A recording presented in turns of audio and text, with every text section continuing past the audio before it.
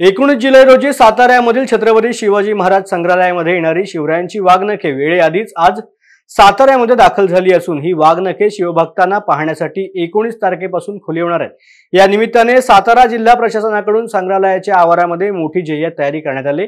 Police बंदोबस्तामध्ये मुंबईहून ही वाघनखे अत्यंत गुप्तरित्या आणल्यामुळे साताऱ्यामध्ये चर्चा रंगली।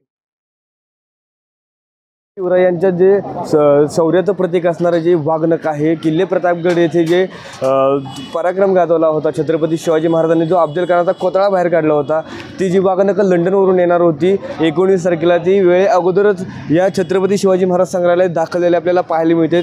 एकूणच पाहायला गेलं तर कडक एकदम बंदोबस्तात ही पोलीस प्रशासनाच्या बंदोबस्तामध्ये ही वाघनख आता दाखल झालेली आपल्याला पाहायला मिळते।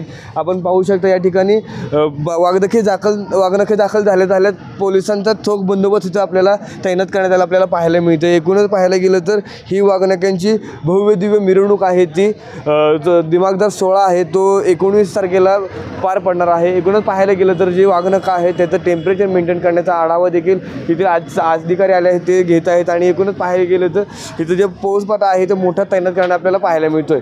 ओमकार सोनाले, न्यूज अनकट, सातारा।